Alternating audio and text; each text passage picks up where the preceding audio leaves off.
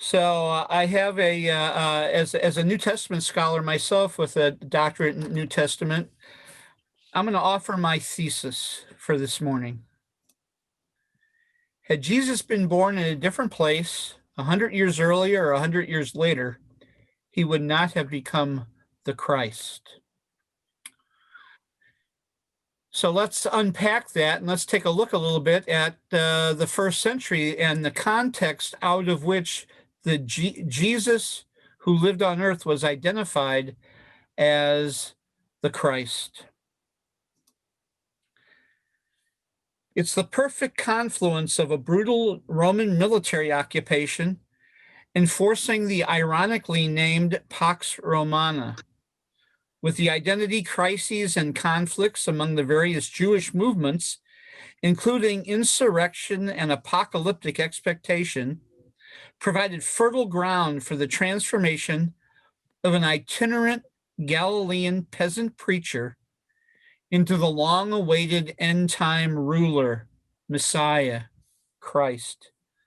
This is a tumultuous time, not only for the emerging Christian community, but also as Judaism itself, as Jewish religion transitions from a temple-based religion to a rabbi-centric faith. And I'll just go ahead and say Judaism as a religion, as we know it today, is invented during the first century, during this time.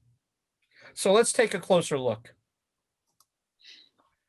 Present-day Palestine and Israel has historically been geographically strategic for trade and military routes on the eastern side of the Mediterranean, and as such has seen dozens of occupiers in its 400-year history. So right along here on the western side of the Sea of Galilee, you have the Via Maris, right? The way of the sea. And in Jordan, which I've traveled, my God, I've driven a car on here maybe a dozen times. On the western side of the the Jordan River, Sea of Galilee, you've got the King's Highway. So this is a trade route that was coveted by ancient empires. At the time of Jesus, there were still memories of the Jewish revolt led by Judas Maccabeus, resulting in the Hasmonean dynasty from 140 to 37 BCE. So 103 years, Jews had control of this area.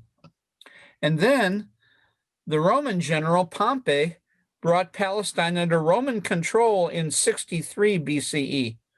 And then after losing it, the Romans tasked the client king Herod the Great, who was king from 37 to 4 BCE, to reconquer it, which he did brutally, massacring many of Jerusalem's inhabitants. So here's a Jewish king bringing Jewish peasants to bear for the sake of Rome as a client king. And finally,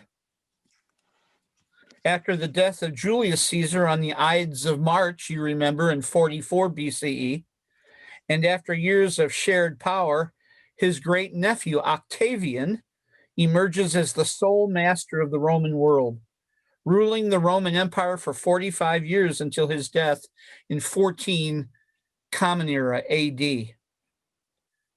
And so on January the 13th, 27 BCE, he appears before the Roman Senate and declares himself to be the most august and divine Caesar, Imperator Caesar Divi Filius Augustus, right? The Son of God, and imposed the so-called Pax Romana, the Peace of Rome, that was brutally enforced by a military occupation. And so, in the Pax Romana, he becomes the Prince of Peace, universally hailed throughout the Roman world. So Caesar Augustus, the Prince of Peace, Son of God. And as we know from last week, it's from Josephus in his Antiquities and the Jewish Wars that we're able to glean most of our information about first century Palestine. While the temple cult is central to Jewish life, Judaism is not a state religion, nor is it monolithic. And among the people, widespread hatred of Rome and their Jewish leaders were seen as complicit in their subjugation. So let's take a look at these Jewish sects and schools. I know you know all of these, but let me just review them for you. Pharisees were scholars and religious leaders who reinterpreted the Torah. Normally, we think of them as religious fundamentalists. They weren't. They reinterpreted the Torah. In fact, they believed God not only gave Moses the written Torah, but also an oral law on Sinai. And I'm hearing a lot of feedback. They rigorously adhered to these new laws and beliefs. They believed in the immortality of the soul, the ongoing life of an individual after death. And for example, here's an example of this oral law. While the only religious fast required by Jewish law was on the Day of Atonement, the Pharisees fasted twice a week, Mondays and Thursdays. You can read that in Mark's Gospel. Jesus' own reinterpretation of the law in the Sermon on the Mount, remember he said, "You have heard it said, but I say unto you," gives credence to some scholars' view that Jesus was a Pharisee. There were 6,000 Pharisees at the time of Jesus. Then you had the Sadducees. They, on the other hand, were not so much a school as they were a social political party. Equally as pious as the Pharisees, but extremely conservative in their religious views. They believed in only the written law, the written Torah of Moses, and rejected any later customs or oral tradition. They rejected belief in the resurrection of the dead, and so were in constant conflict with the Pharisees because they believed these Pharisees had these new interpretations.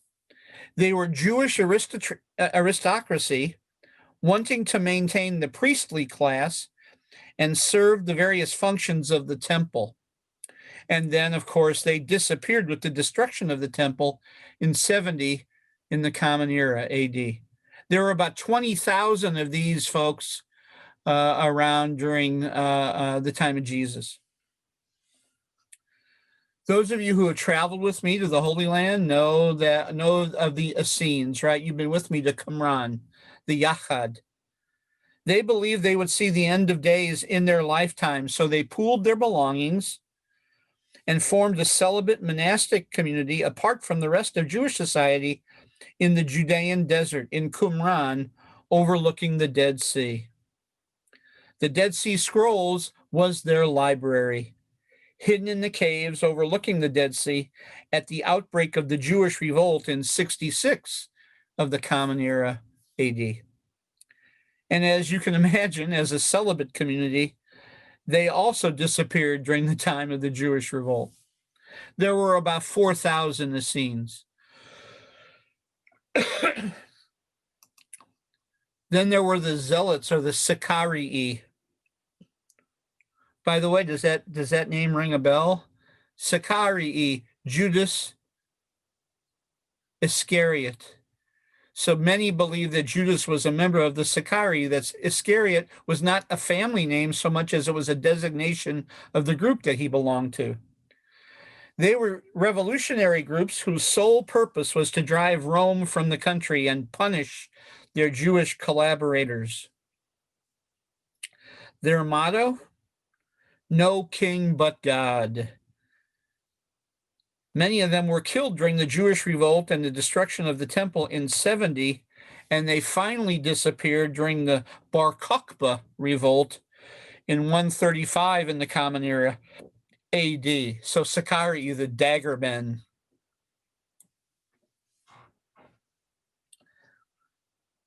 Then you had Jews of simple piety, right? Just regular lay Jews like the rest of us. Most Jews outside of Jerusalem were poor peasants, fishermen, or farmers. Lay Jews who observed the Sabbath, holy days, festivals, food laws, rituals, who made an annual pilgrimage to the temple, believed in the Jewish God, and who followed the Torah law the best way they could in simple and plain ways.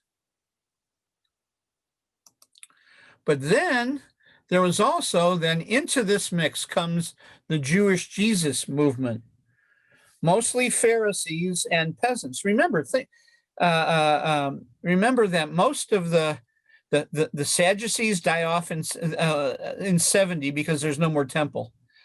The Zealots and Sicarii disappear because they were killed off in the revolt. The Essenes were celibates, and so they left. So really all that were left were the Pharisees and the peasants who followed them. The peasants were anti-elitist.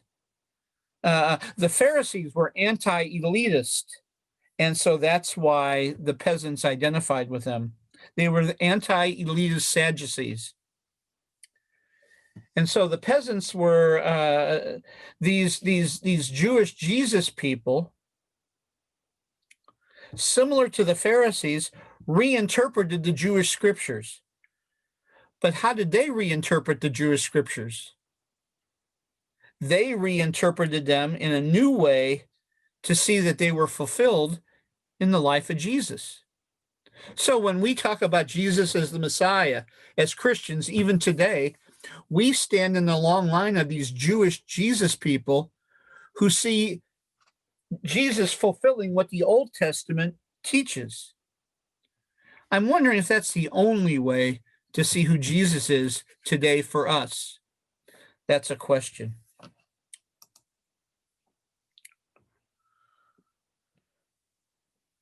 So let's take a look at this a little bit more closely. Christianity emerges as a sect of Judaism within Hellenized Roman Palestine. In fact, the Jewish Jesus people saw themselves standing firmly within the Jewish tradition. Paul was a Pharisee, and the Gospels, as Midrash, the Gospels are actually Midrash, that is, interpretations of Old Testament texts. That's one way to see them. Number two Jewish groups that remained after the Jewish revolt and the destruction of the temple were the Pharisees, who now morphed into, a new brand of Judaism revolving around rabbis. If your Jewish faith revolves around the temple and the temple's destroyed, you either have to say your religion was false or you have to reinvent your religion. And now the rabbis become the central interpreters of Jewish faith.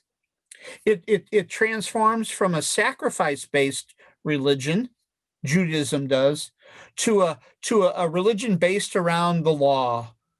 And who are the interpreters of the law? The rabbis are the interpreters of the law. So now what you have are the two groups of Jews who remain after the destruction of the temple are the Pharisees and their followers and the Jewish Jesus people. Does that make sense? So those are the two groups that remain after the destruction of the temple. Well, as the first century wears on, the rift between these two groups within Judaism grow wider and wider and more antagonistic. These two groups of Jews, Pharisees and their followers, and the Jewish Jesus people, the rift starts growing more and more within Judaism. In around 90, at the Council of Jamnia, Jamnia, the rift becomes permanent as the Jewish Jesus people were finally forbidden to worship in local Jewish synagogues. Also, as the Christian message spread throughout the Mediterranean world, a rift grew between the Jewish followers of Jesus, who were still observing the Sabbath, dietary laws, and circumcision, and those in the Hellenistic world who didn't believe in such things, who Paul went and converted. So you see what we have? We have the Pharisees and their followers, rabbinic Judaism, and the Jewish Jesus people who split from them, and finally that rift grows bigger. But then within Christianity, you have a rift between the Jewish Jesus people and the non-Jewish Jesus people who Paul converts and who don't wanna become Jews before they become Christians, who don't want to follow the old Jewish laws. You remember some of these arguments in the New Testament, the debate between Peter and Paul and Barnabas with the Pharisees over circumcision and over the kosher laws. Peter and the so-called circumcision party over the kosher laws in Acts 10 and 11.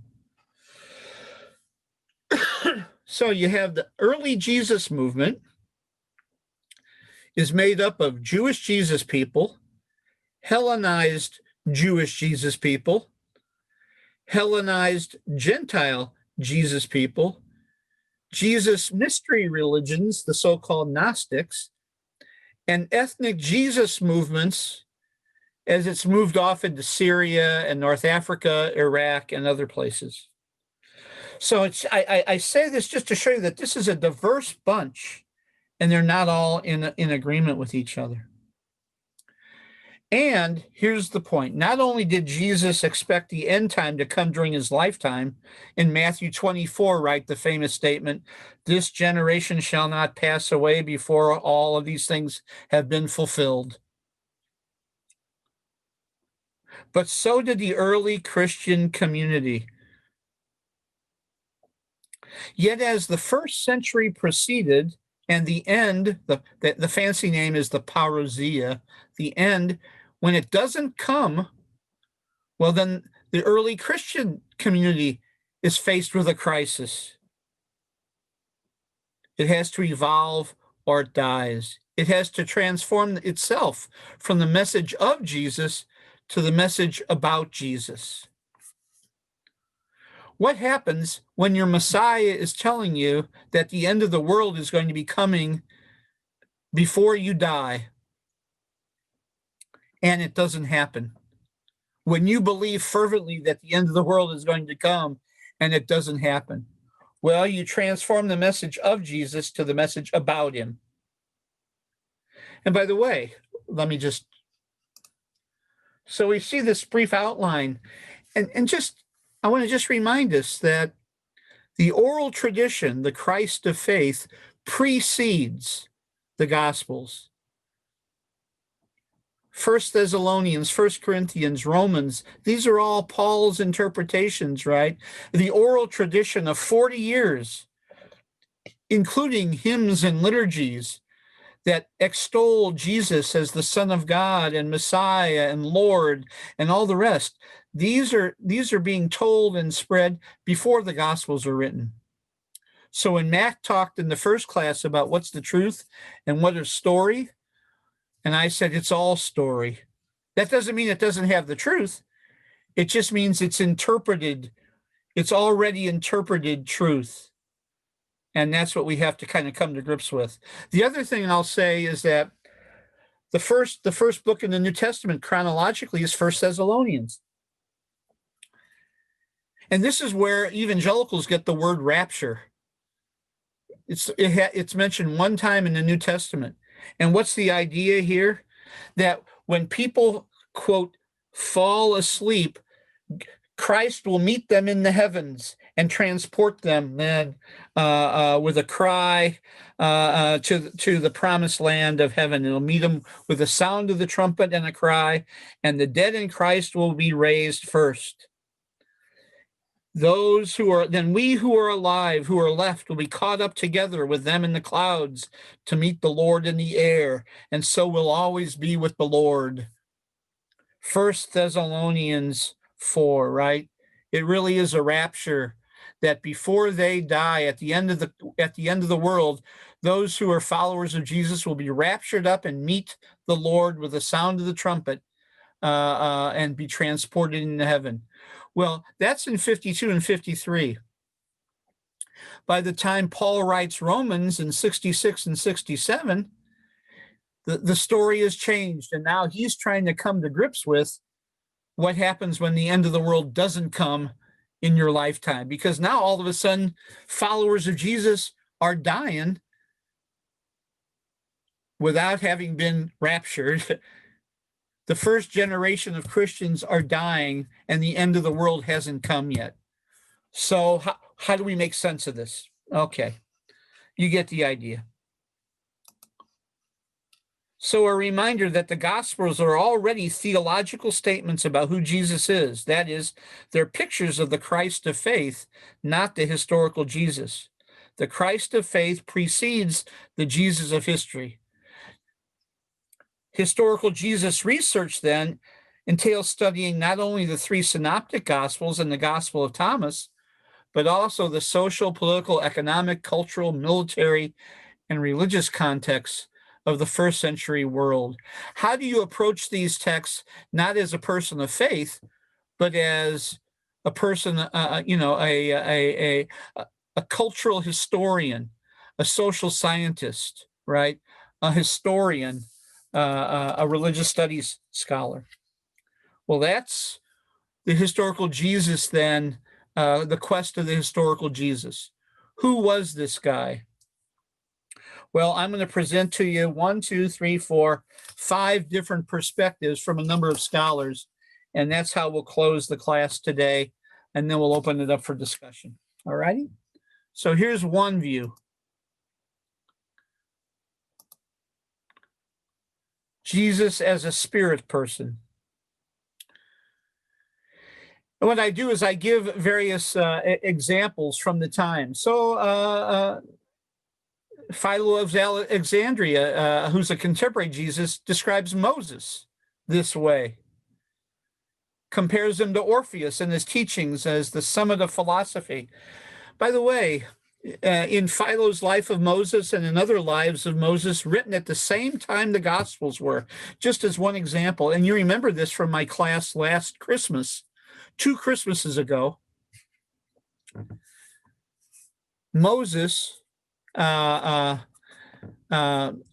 Moses was born, how does Philo and other lives of Moses describe the birth?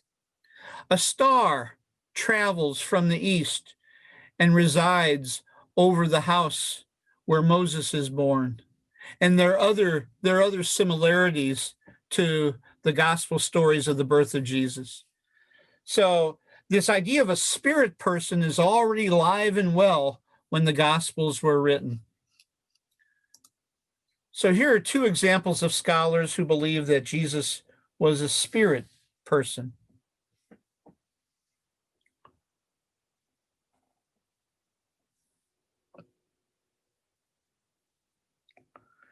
Marcus Borg, who many of you have read and have appreciated, and Stephen Davies, who really has a very interesting take on the life of Jesus. Each one of these categories describes individuals in the first century other than Jesus. And that's how scholars have been able to attribute them, depending on their own read of who Jesus is, historical Jesus, to Jesus himself. And of course, all 5 of these will overlap. So Jesus is a spirit person. That's one view. Jesus as a revolutionary prophet of social change. Simon Bar Kokhba, right? The son of the star from the early part of the 2nd century, led a successful revolt against the Roman establishment, and he was seen as the coming Messiah by Jewish non-followers of Jesus. And yet his revolt was brutally squashed, and he was killed. So what scholars believe Jesus as a revolutionary prophet of social change. Here's 4 of them.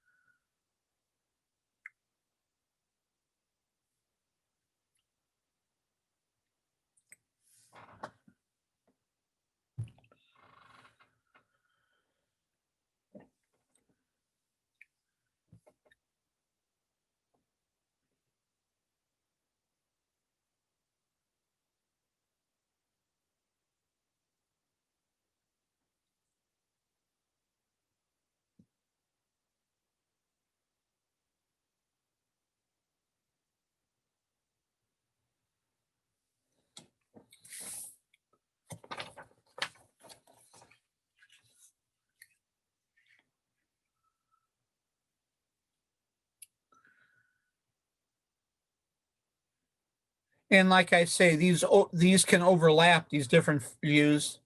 But again, it's how you read the texts. And by the way, I can already, hear some of the maybe objections or interpretations that, well, this isn't the Jesus we read about in the New Testament. Well, remember, there were other texts that we read about him, and also there are hints given in the New Testament that suggest some of these other alternative views. And remember, the New Testament texts are already faith interpretations. So these are not the faith interpretations. These are the trying to dig through the faith interpretations down to see who the historical Jesus was. So Jesus is an apocalyptic prophet is the next one.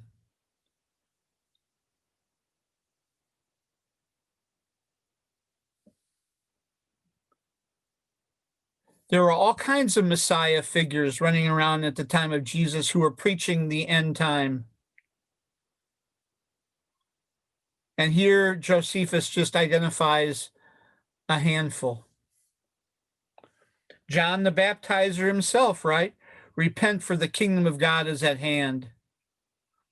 A Messiah figure that people were drawn to. John, his own tool. In fact, people believed that Jesus was some scholars, the ones that we're going to see in a second, believed that Jesus was a follower of John, a disciple of John's. And so here are some scholars who believe Jesus was an apocalyptic prophet. John P. Meyer has come out with a 5-volume series extolling this perspective.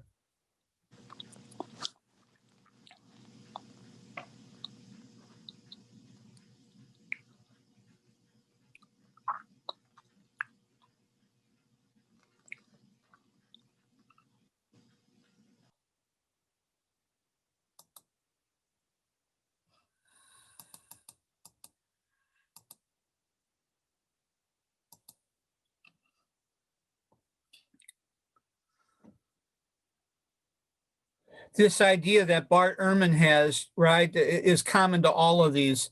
This idea of an interim ethic, that Jesus expected the end of the world to come within his lifetime. And so the difference between an apocalyptic prophet and the prophet of revolutionary social change is that the prophet of revolutionary social change believed that Jesus was preaching a new way of living in the world, overturning the old social order and providing a kingdom of God in which people would learn how to live with justice and in compassion, and a new social order that would last for generations to come. The apocalyptic prophet they say that Jesus believed that the end of the world was coming soon, and so he was offering an interim ethic, a way of living together to prepare for the end time.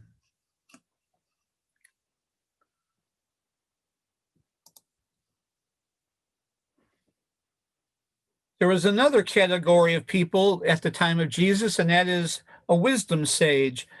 Jesus ben Sirach from the 2nd century, the author of Sirach in the Bible, the Catholic Bible, but the Bible Protestants call the Apocrypha. And so some scholars believe that Jesus fits more into this category, Jesus as a wisdom sage. And I have to tell you that these last three that I'm showing you are the most popular ones among scholars. Apocalyptic prophet and Jesus as wisdom sage, and then the final one. But here's some scholars who have this one, who believe this one. And you see, those of you who know something about the Jesus Seminar, you see Bob Funkin here, who was the founder of the Jesus Seminar. Crossan, Spong, some of you know John Bishop Spong and others.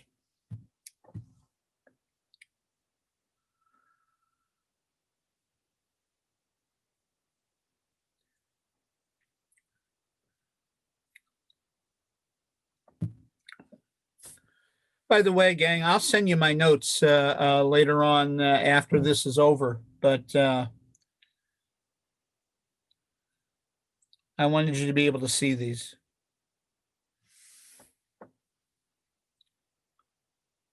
And then there's a final one, and the one that our author believes is prominent, and that is Jesus as rabbi, who speaks with smika, right, the authority.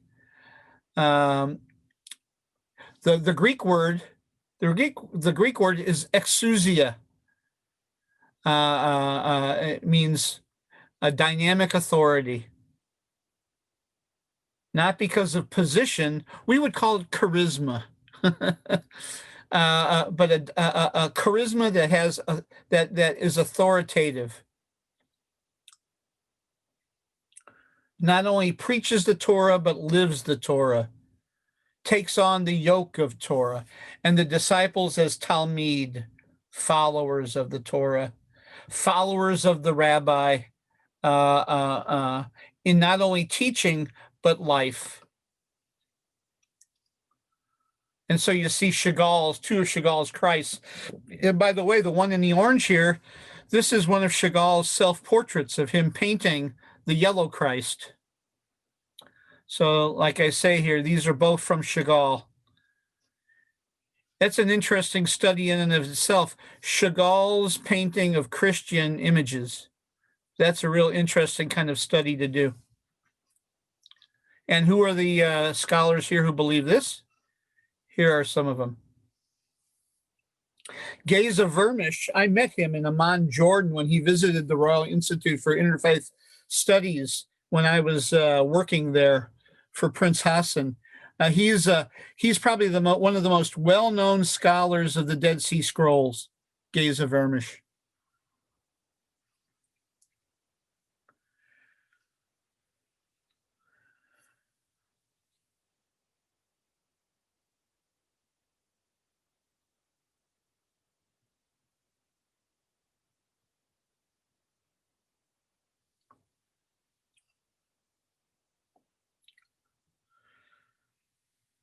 So these 5 different views. Jesus as a man of the Spirit, Jesus as revolutionary prophet of social change, Jesus as apocalyptic prophet, Jesus as a wisdom sage, Jesus as rabbi. Again, all of these categories of leaders were present at the time of Jesus. All these categories. And so it's not surprising that as scholars look back and try to find the historical Jesus, it's not surprising that they wouldn't fit him into one or more of these categories. And again, they overlap. But here's the question that scholars have to address. And with this, I'll close and we'll open it up for conversation. And here's my question, my scholarly question, as I think about who Jesus is, the historical Jesus, not the Christ of faith, but the historical Jesus. What did the Jesus of history say and do that caused some to say he's a criminal and we must execute him, but others to say he is divine and we must leave everything behind and follow him? That's the historian's question, right? No matter what you think of Jesus, whether you're a secular person, a Christian, or any other religious tradition, we know this from history, right? We know this from history. Who was he that caused this disparity in reactions to him?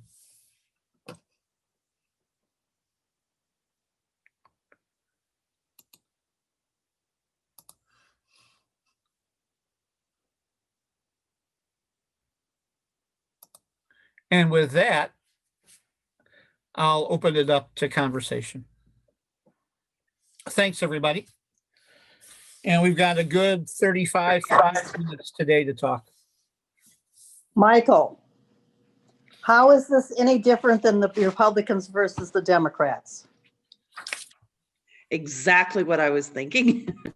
Say more about that. I'm not making the connection, but say more about that, Karen, so I understand the question. Was the side that wanted to kill him and the side that wants to worship him. There's the opposing ends. And just like in politics, there's the side that wants to kill Trump and the side that wants to, worship him, I guess, so to speak. It's the two ends of the spectrum. Well, you're showing that the power of story here, aren't you? You're showing the power of myth, the power of story. Who do you say that I am is the question, right? Yeah.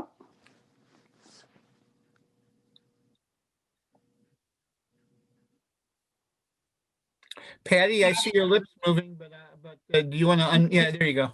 Okay, yeah. I think prior to the millennium that we just passed 20 years ago, 21 years ago, there were many people anticipating that as being the coming of Jesus. I mean, a lot of people from my awareness of watching this happen about 1980 up to the year 2000, more and more people were, Jesus is coming, like it's going to happen in our lifetimes. I was thinking, maybe it's people everywhere in the world, that they're the people that they live in, they're the center of the world. Like, there's a whole other world. The United States is about 4% of the population of the world, but somehow that all these things are going to happen in the United States by their anticipation. Mm-hmm. It might be happening in Tibet or in, somewhere else, in Namibia, anywhere. Anyway, but a lot of people were anticipating the end of the world. Yeah. And talking about it and getting ready for it. And even the Secretary of the Interior deciding to tear everything down, make as much money as we can because the world was going to end soon. That's right. I remember that. I remember 15 years, we're in our last, to exploit everything and live high. But anyway, but it didn't happen, at least in my experience, it didn't happen. I don't remember it happening that Jesus showed up and that letdown that many people felt, they're still trying to retrieve it. And then they're going to say, oh, it's 2012. The Mayan scriptures are predicting the end of the world. And they keep finding it's going to happen because we've got all this evidence it's going to happen. But so far, it hasn't happened. Anyway, a lot of people who had this feeling 30 years ago that this was going to happen are trying to make something happen because they have this expectation that has not yet been met. So they're trying to make some great revolution or something, like something this has to have some kind of an exciting endpoint, and it hasn't happened yet. Anyway, that's my babbling, sorry, but I keep seeing this happen, and people are just like in the year prior to the year 1000, there was a lot going on with the same anticipation. So I think I can see the parallel between Democrats and Republicans, getting back to that. Not all Democrats and not all Republicans are in that ilk, but I can see those anticipations and that noticing that this hasn't happened yet. Why not? And maybe we have to make it happen. Anyway, so much for that. Thanks, Patty. What Patty has just done helpfully is refocus our conversation, right, on the first century. And that is what happens. And that's where, and so thank you for this, Patty. This first century context is so critical to understanding not only who the historical Jesus is, but what Pelikan is doing in chapter 1 is trying to paint the picture of the first century context in which Christianity begins, and that's a Jewish context. What happens, and again, I'll repeat myself, what happens in Judaism when the temple's destroyed, the center of your life for what, at that point, 1250 years, you've got David's temple in 1000, but there had been preparations for that 1000 BCE. David builds the temple.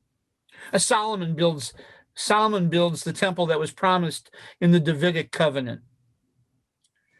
Then it's destroyed, right? In 586, 587 BCE. Cyrus sends the gang back, Ezra and Nehemiah and the bunch, to rebuild it in 538 with the Edict of Restoration, 538 BCE. The temple's rebuilt, and the second temple is destroyed in 70, and Jerusalem is in ashes. By the way, that's when Mark is written. But all this, the letters of Paul all are written before this. What happens when the center of your religious life is destroyed? Well, you've got to either admit you were wrong or have a more inclusive interpretation of your religious faith. Jews do that by building it not around the temple anymore, but around the law. What do Jewish Jesus people do?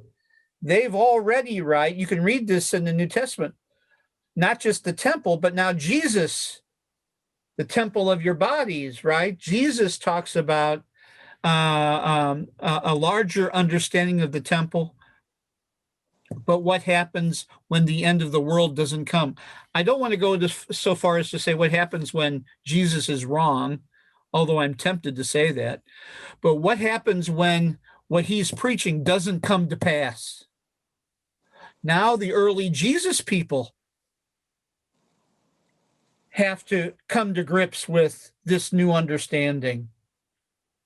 Now our faith isn't focused on the person of Jesus, his message, but it's about Jesus, not the message of Jesus, but the message about him. And that's going to sustain us.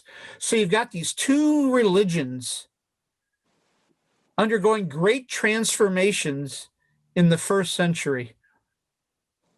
When the first generation of Christians die before the end of the world, and when the temple is destroyed, both happening right around the mid to the end of the first century. It's really such a transformative period in world history, in Middle Eastern history, religiously speaking. Thanks, Patty, for that. What does the end of the world really mean, Michael, as far as, the predictions and everything? I mean, is it the destruction of the earth, or is it the end of the world as we know it? Is it change? Is everything that they're going through in the first century a reaction to the things that we as humans seem to keep creating? Because here we are, over 2,000 years later, kind of going through the same thing. And in trying to justify the Jesus that they want people to follow and learn and love, my Jesus, I can see a little bit of all five of what you explained. So you know, but then I begin to start questioning, well, have I just been led down this path? Is this my training? Have I been trained to go down this direction? And God, you bring so many questions to my mind. Every time I listen to you, my head just starts spinning. I feel like The Exorcist or something, because it's like, Well, thank what? you for that. Yeah, well, I mean, you know, no, I mean, it's let me in a answer your good way. No, let me answer your question because, and now we can answer this not only as historians, but also, there's a number of folks on the screen who are people of faith. Think about this. They believed that the end of the world was right around the corner, that the Messiah was going to come, and the end of human history, the end of the planet, the end of the world was coming. What happens when what you fervently believed doesn't happen? Then what happens is you end up spiritualizing it. And so, Tony, and I've done this in sermons, right? In fact, it's a technical term. I titled one of my sermons in Bern once, Teotwaki, Teotwaki. Look it up on the internet. It's the end of the world as we know it. Teotwaki. And you'll find thousands of different entries about this.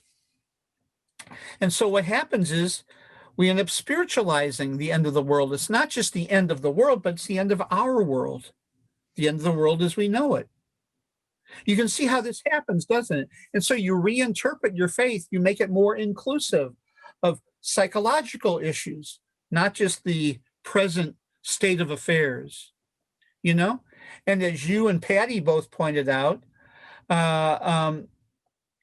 what is it about what's the psychological need for cataclysm that some people have that will, Ron always reminds us about Rene Girard, it also goes along with scapegoating the other. What you end up doing is you take your own darkness and you project it onto the other. And then so that your own darkness doesn't return back to you, what do? You transport yourself out of the world. That guarantees that your darkness won't rebound back to you if you're gone, right? There's a psychological need that Armageddon fulfills for evangelicals. It's not just simply theological, So what happens is that this becomes then a spiritualized end of the world. And so you put your finger on it, Tony, and that's part of the transformation that takes place in the first century. And in fact, what happens, these zealots and the Sicarii and others, they want to help God along. They want to help God usher in the end of the world, right? Just like the John Hagees and others in our lifetime. Hey, if God's not operating fast enough according to our timetable, let's take the embassy and put it in Jerusalem, and let's bring in millions of Jewish folks back to the Promised Land and settle them there, because that's the sign of the coming of the this coming sign of the end times. So let's give God a hand.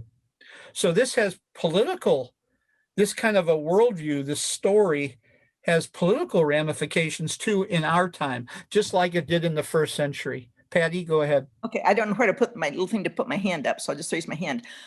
Two things. One, I think it is possible to have precognitive experiences. I've had them before, and I'm certainly not the only person who has. I think it is possible. I think Jesus had some psychic ability. That's from all readings and studyings I've done about Jesus. And I think he might have anticipated the destruction of Jerusalem and all the bad things were happening to Jews. I mean, they were happening, he already knew that during his lifetime. And the destruction of Jerusalem and really the destruction of the world as they knew it in that corner of the world. And I think it's possible that he and perhaps others had those same premonitions. One update to the 20th century on this, Carl Jung in his autobiography, I think the last book he wrote, Memories, Dreams, and Reflections, he talks about when back in as early as 1925, the people that his clients, he discovered that some of them were starting to have these dreams, because he studied dreams, he worked through dreams often, dreams about horrible things happening. And the ones who were having those terrible dreams were Jews. Like they anticipate, really bad things happening to them and happening in the world around them. And he was wondering what kind of a mass, it's sort of like a sort of a mini, because it was just his clients that he was familiar with, sort of a mini mass psychosis might be going on, that, his Jewish patients were having these bad nightmares, and some of them had similarities. Well, maybe, again, perhaps premonitions of what was coming in their life, and, which could have been perceived, like as the end of the world as they knew it. And anyway, I think those things can happen. I think Jesus might have anticipated the destruction of Jerusalem and the whole Jewish culture in that area. Okay, by the way, I have to leave in about 10 minutes because I have an appointment at noon. So Thank you very much for this class, but I'll be quiet now. Thank you, Patty. Who else would like to jump in? Thank you. Matt, go ahead.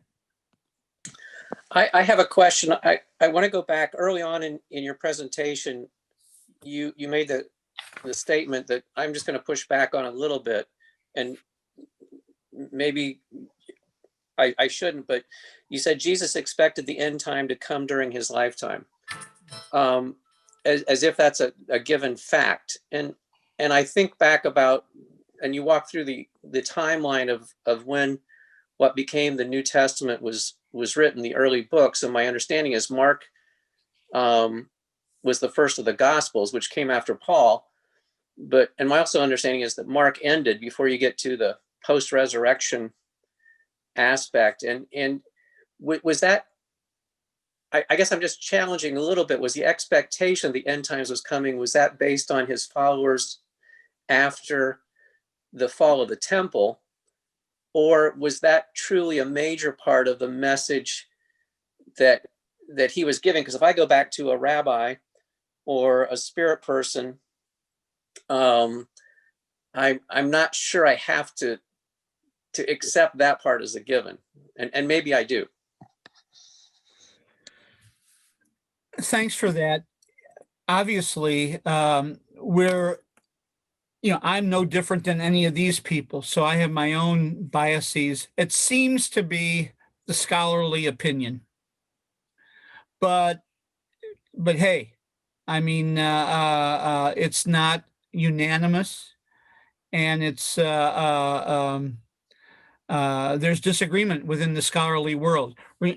As you rightly point out, Matt, what we have are the stories, and so what we're trying to do is, as best as we can. Now, remember, there are a number of these scholars that I have in here who aren't people of faith. There are a couple of Jews.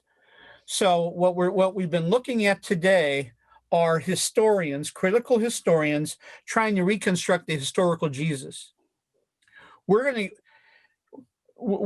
to be talking about the Christ of faith. In fact, Pelican talks about the Christ of faith already in chapter 1, and we'll be doing that throughout here.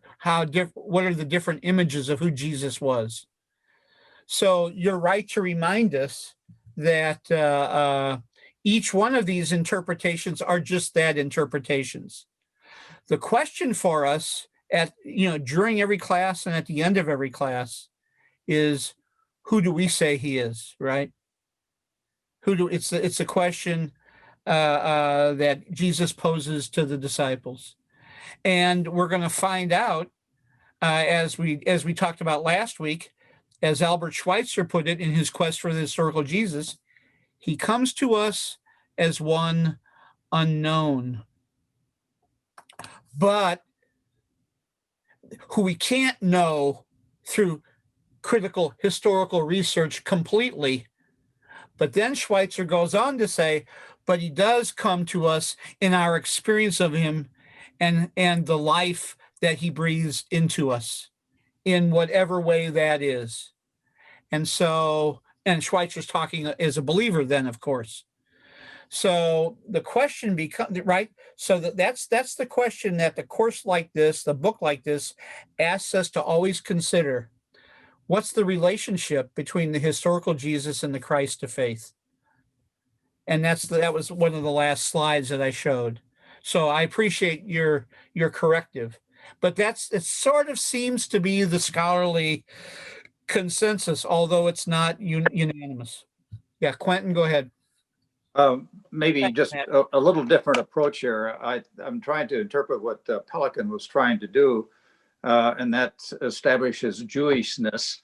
And instead of focusing on end times and that spirituality and so forth, I think he was trying to focus more on the life span of Jesus, what was happening there, what the environment was there, and the perspective was through the prism of Judaism. And then he uses what rabbi and prophet and explaining those two things to show, where Jesus was at that time, if I'm right. And I had a question when I was reading that he uses prophet and rabbi, but he spent less time on Messiah. That was also deeply Jewish, as you pointed out. And I think that could have made his case also. And I'm wondering, if I could get feedback on that, because my perspective on that, and what I picked up very quickly, Michael, was Horsley said that he viewed Jesus as a vehicle or a source to return Jewish society. And I think that's what Messiah, what I read the book called Zealot by Aslan. I'm not sure if anybody's familiar with it. I didn't include Reza Aslan here because he's not a New Testament scholar. He's a PhD in, I think, English literature or something. But yeah, but he would have been in he would have been in the Revolutionary Prophet of Social Change. Right. And then I would like to pick up on that, is that Jesus wasn't the only show in town for messiahs, contemporaries. And that and I like what Horsley said there too, that when he was preaching about the kingdom of God, he wasn't talking about the kingdom of God in heaven. He was talking about the kingdom of God on earth. And that's returning the society. That it was the occupation of the Romans that was the motivating force. And like I say, the question of Messiah, I think should be seen in that context. And I don't know if I'm going too far afield and seeing it in that context. And when we get to the spiritual part of it, then we're talking about Christ and Lord and Amen, that he talked about. But I just some thoughts randomly. No, the question is, how did Jesus see himself, right? Oh, yes. Did he see himself as divine? And I don't think that occurred. I'm just saying, did he see himself as Messiah, as rabbi, as prophet, Yep. But it was only after the story of Jesus, they had to shift to the story of Jesus. That point is where divinity started to be attributed to him. And I think that's important for the historical Jesus and seeing Jesus in that context. That would be my observation. Here's an interesting. Let's talk about Son of God, for example. It would be interesting, though. What does that mean exactly, to call Jesus the Son of God? If you see it in the first century, what has happened in 2,000 years of Christian history, what we've done is we've made that biological, genetic, right? Somehow he's got divine genes. But if you see it in contrast to Caesar as Son of God, right? In contrast to Caesar, you can see Son of God as a descriptor of a contrast to Caesar, not necessarily as supernatural. You can see Son of God in humanistic terms, not in supernatural terms. Exactly. And so I've got no problem with saying, hey, the first century folks understood Jesus as Son of God, and I don't have a problem with that myself. If I see it in those kind of, as a contrast to anything else that tries to take ultimacy in one's life. Does that make sense? Mm-hmm. As a contrast, is contrasting ultimacy. Now, we don't use that kind of language today because of all the baggage it has. But in those terms, all I meant is a different kind of a different kind of ultimacy, I guess, is the best way I want to keep saying it. Opposed to the lordship of Caesar. The kingdom that he's preaching is a different kind of kingdom, a kingdom of compassion. And so the early Christian community, what do? They share all their goods and they help the widow and the orphan, right? And they pray together and they hold everything in common, right? The Acts community. And by the way, just to kind of fast forward it about 1800 years, this is a community that who says comes closest to the human ideal? Lenin. Not John Lennon, but Marx's Lenin says that this comes closest to the ideal that Marx and I are preaching, the early Christian community. And he gives a couple of other historical examples as well. But the early Christian community becomes just this model of egalitarian virtue. Karen, and then Mary. When did the Trinity come into play? Because if you're talking, I mean, in my view of Jesus, if he thought the end of the world was coming, if he was God, if he was Trinity, he would have known that. And if not, did God change his mind? Or did Jesus not know? Well, Karen, So that's an excellent question. I'll answer it this way, quickly, two ways. Number one, the late 3rd and early 4th centuries. And secondly, your statement is a faith statement, or your question when you talk about Jesus as part of the Trinity, or Jesus as God, that's a statement of faith. And that's an important statement to make, but that takes us to a different realm of conversation than the conversation we're having right now.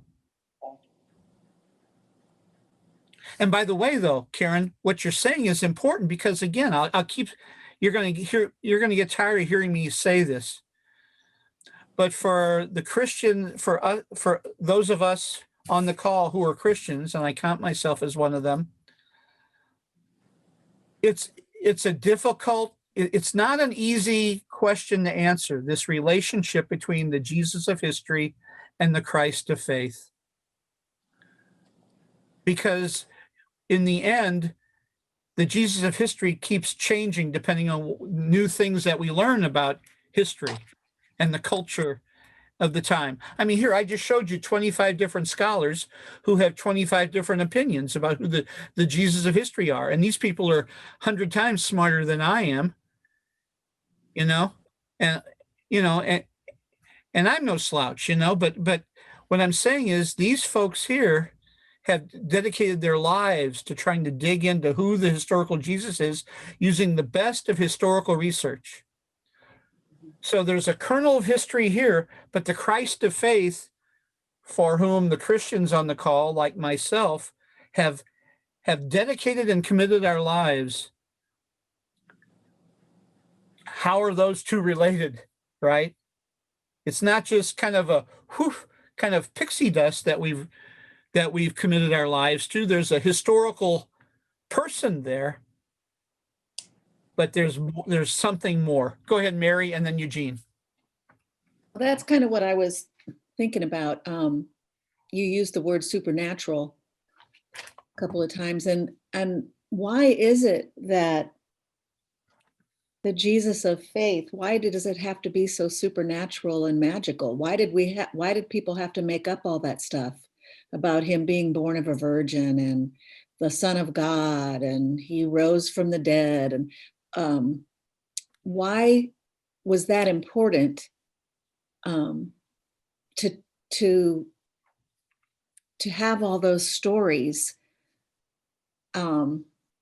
in order for him to be a someone we would follow? I mean, he was a good man.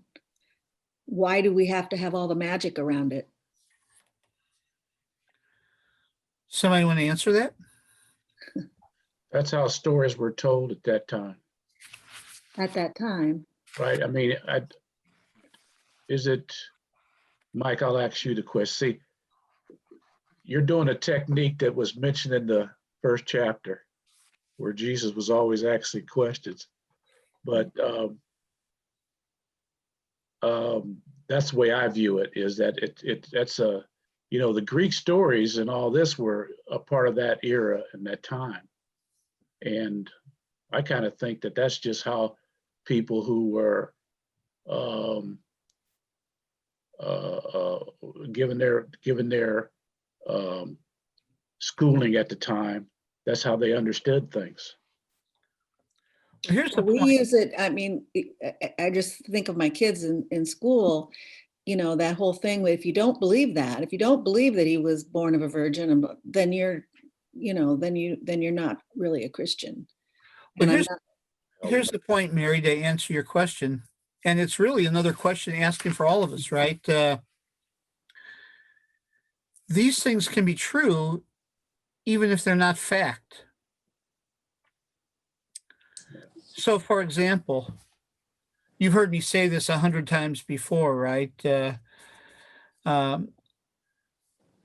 great German Lutheran preacher during World War II, Helmut Thielicke, said in one of his sermons when he was introducing his series on the Apostles' Creed, said, "Every doctrine begins with an experience." So what did these people, these early Jesus people, by the way, this goes not just in Christianity, but every religious tradition and any worldview, belief system, value system, any belief begins with an experience. What did these people, these early Jesus people, what did they experience in Jesus that in the telling of the story, in the unravel, remember, Jesus born of a virgin. By the way, I've got no problem believing in the virgin birth, just so you know, but not as biology, but as theology. And I'll tell you why.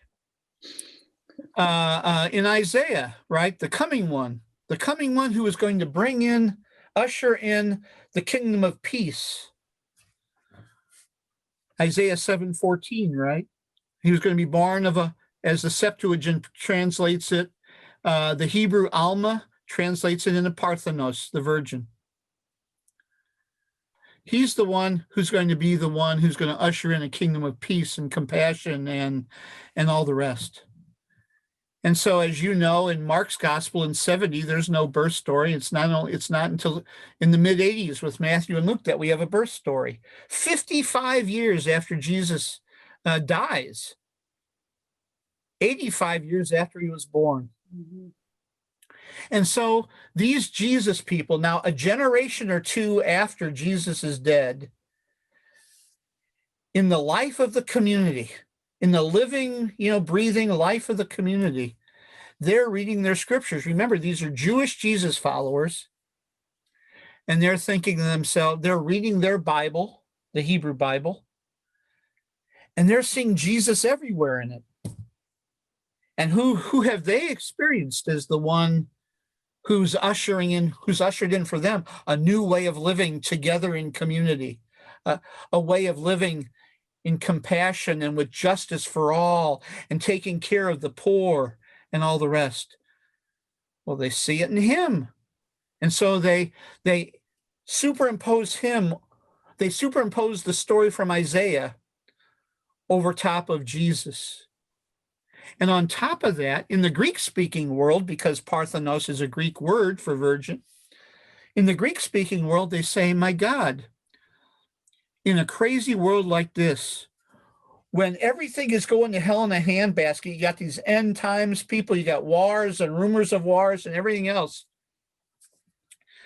To see a group of people who are living together, loving God above everything else and loving their neighbors as themselves, to see a group living like this,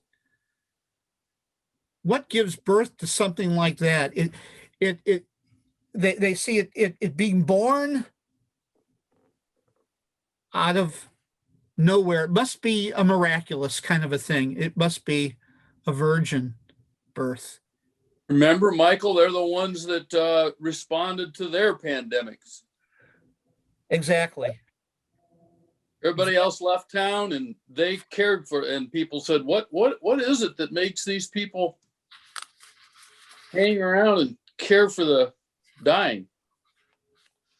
So the idea of, thank you, Ron, for that. That's exactly right. So this idea of virgin birth, the sad thing is, of course, that as we entered into the Greek-speaking world and very, very soon afterwards, right in the 2nd century, all of a sudden this becomes biological, that Jesus becomes like one of the Greek gods, like son of Zeus, the mixture of a god with a human seed, God, Zeus's seed with a human being. And all of a sudden he takes on those characteristics, and all of a sudden now it becomes biological, when really it was about his role in the community, his role in giving birth to the community. That's what virgin birth originally meant. And that's just one example of, we could go through all the various doctrines, but maybe some of them you would still disagree with, but at least remember, again, this is about understanding the power of myth and how myths are true even if they're not fact. And that's one example, Mary. I didn't mean to go on and on, but that gives you kind of an idea. It's us who are post-enlightenment thinking that we're so educated and so sophisticated that we try to superimpose our scientific understanding on the mythology of the 1st century world, when really their myths are true if we would only understand them that way, Mm-hmm. So the Christ of faith. Who else would like to jump in? I know we're almost out of time. I have a question about the first slide you showed, which had, if it was 100 years before or 100 years after, there'd been no Christ. Was there? It's hard for me to believe there was one particular event. Are you talking in terms of the events of that era that brought about Jesus? I was trying to, I have to say, I tried to, when I first wrote that thesis, I was a lot more mealy-mouthed, but I thought I would try to be as blunt and clear as I could, to be as provocative as possible. But here was my point, Eugene. And this is Pelican's point. And this is something that Christians have to contend with, especially in our time, that we live in such a pluralistic and diverse world. And we didn't get to Romans 9-11, which Pelican refers us to. But the question is this: how context bound is Jesus? Is Jesus Jewishness?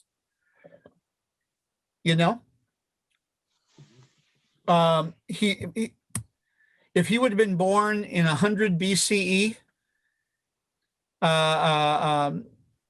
if he would have been born in 100 Common Era, what if there would have been a little Jesus born in China?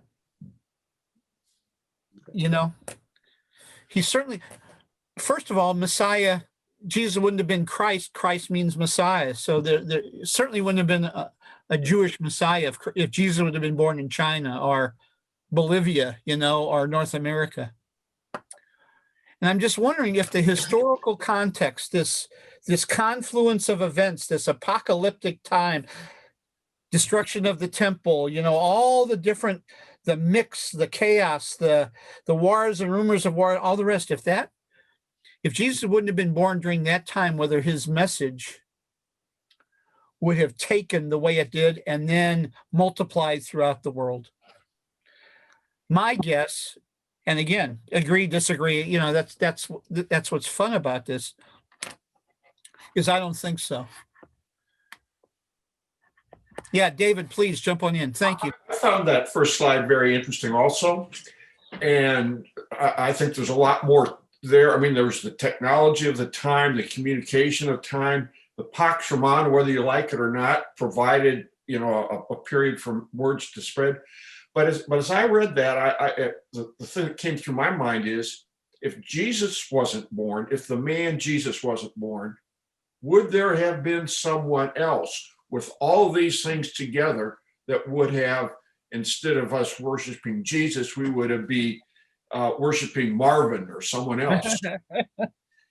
You know, that's an excellent question to ask. And by the way, you know, David,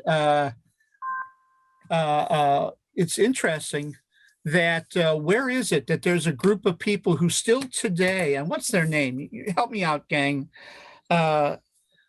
A John the Baptist cult that still lives on. Is it in Iraq or Iran or somewhere? That because John the Baptizer was viewed as one of these early messianic figures, and I showed you the list of Messiah figures from Josephus. So David, there was something about this guy, though, right? There was something about Jesus that captured the hearts of so many. And the fact, you know, I can ask that question. The fact of the matter, he was born during this period of time, right? And his movement spawned a worldwide phenomenon. Yeah, but it's an excellent question. It's an interesting one to kind of ponder, isn't it? You know, his name wasn't Melvin, David. It was Howard. Father who art in heaven, Howard be thy name. And I thought his name started with a Q. I'm not sure about it. Well, you know, I was going to say something serious, that I think that what your first slide provocative is that what helped me was when I think Crossan really talked about the matrix. And I think it's kind of interesting that since we had Martin Luther King Day yesterday, I think the point he made was, if you tried to read the sermons of King or the writings of Gandhi, and you didn't know that King was, you know, you didn't put him in his context of racism in the United States in the 1950s and 60s, or if you took Gandhi out of his matrix of British colonial control, it wouldn't make any sense, would it? So you have to ground him in his history.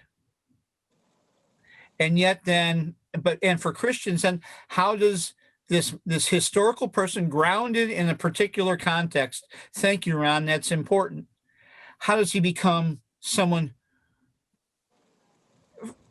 universally believed in? How does the historical Jesus become the Christ of faith? And that's always the interplay, the struggle, because there are many who want to just keep him grounded within his Jewishness. And of course, it's important to understand him that way.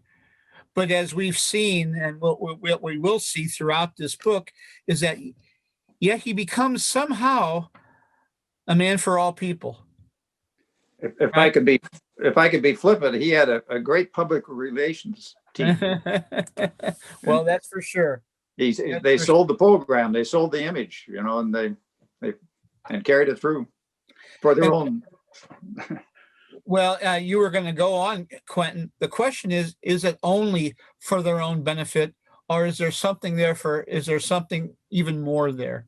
And so, those are the two that it's not an easy question to answer given the baggage, right, of Christian history.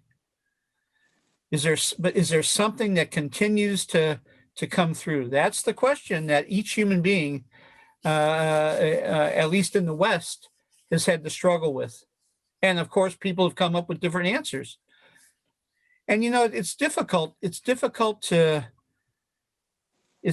wade through the baggage of 2,000 years of the Christian West to keep trying to rediscover this historical Jesus again. We keep coming back to Schweitzer. He comes to us as one unknown, and yet we know him, and yet we don't. Janet, it looked like you wanted to say something, and then we can head off into the sunset here. Nope. You're muted, Janet. You're muted, Janet.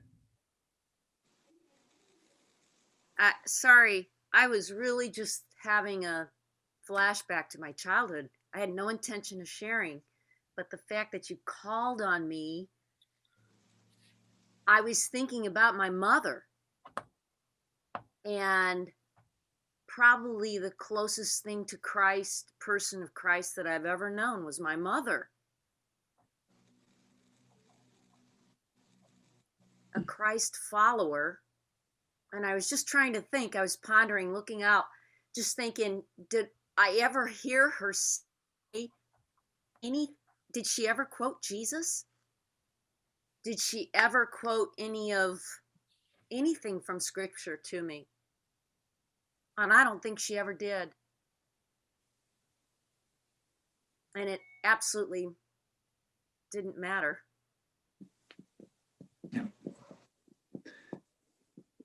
And you take us right back to the point, don't you?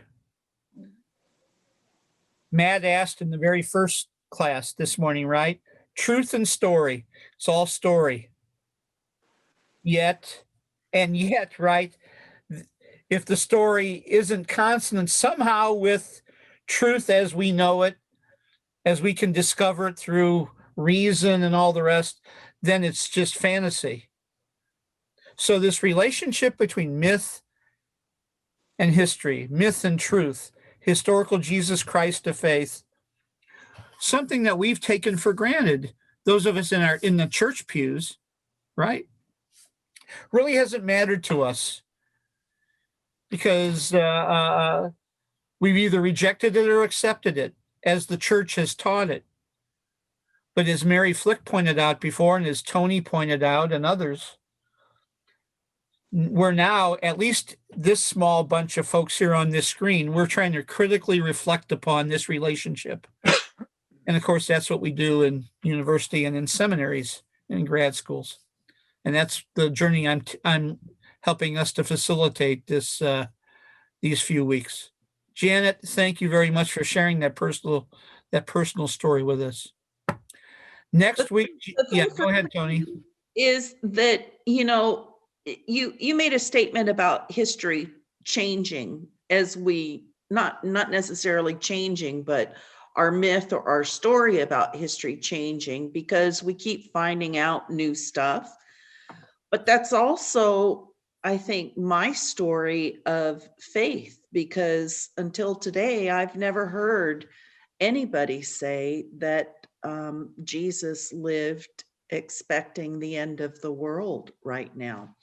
And to Mary's point, I mean, I totally get how in order for us to still be talking 2,000 years later, that Jesus had to be elevated in some respect. And I think they use the terminology of what their culture uses. I mean, even the Caesars were supposed to be gods, were they not? Yep. There's an authority in divinity. But the one thing that I'm really thinking about today too is that because I think I mentioned earlier that I see a little bit of all 5 of the Jesuses that you have all of these historians relating to, and this end times thing seems to be kind of ingrained in us almost genetically. And putting all of those 5 people kind of together into a Jesus figure, is that our hope? Because you also kind of mentioned that if we you asked a question about the need for a Jesus or something to that effect. And it's like, is that our hope, or is he the antithesis of the end of times? That I don't know what I'm trying to say. You made a couple of comments and it made me think that, oh, Jesus, and part of your first question or statement about if he hadn't been born, or if everything hadn't kind of culminated in that moment, would we even be having these conversations right now? Is it that drive to correct the end of the world? Well, They created this person that I think ultimately people look to be the savior of the world. You said a couple things, Tony, that are really important to take us into our closing with. In the end, right, these particular views of Jesus say as much about the people who believe them. Even critical historians, right, aren't unbiased, neutral observers. They try to check their biases at the door when they do their critical historical work, but they can't help it, just like any of us. Who's the Jesus we need? And so, so that colors. I'm not saying it. I mean, there's historical research to be done, but our Christs of faith, it's our faith, right? So it colors at least how we perceive this fellow. And the other thing you said was about exousia, authority, right? Somehow in the first century, and somehow these scholars today, for some reason or another, and somehow in the history of Western civilization, if we're to believe Pelican, and there's no reason not to, is that this individual somehow holds sway, we have given this individual authority. Our authority just isn't taken. We have said this person has authority in our lives at whatever level. At least that's been the case in Western civilization and in the Christian faith. For Mary Flick, it might be because he was a good person. For someone else, it might be because he's their Lord and Savior. For somebody else, it might be because he was a great model of, for whatever reason, right? Or for the 5 different perspectives we saw on the screen today. But for some reason, somehow, at least his followers, and in Western civilization, I'll just keep repeating that, he's been given an elevated stature, authority. And that's what we're talking about in this book. In what way has he had authority for good and for ill, right? I mean, Jerry Falwell and Franklin Graham and all the rest, he has authority for them, in my view, for ill, right? And for the people dragging the Confederate flag and the Jesus Save signs in the Capitol building on the 6th, right? He has authority for them in destructive, life-negating ways. But that's the history of Western civilization, right? So that's what we're kind of looking at in this book. So this kind of authority that this figure has and the images around that. Hey, gang, thanks for hanging around with me a little late. We went over today. Thanks for the conversation. Next week, chapter 2, Jesus, the turning point in history. And we're going to talk about historiography, calendars, and some other things. All righty. Thanks, everyone. Peace.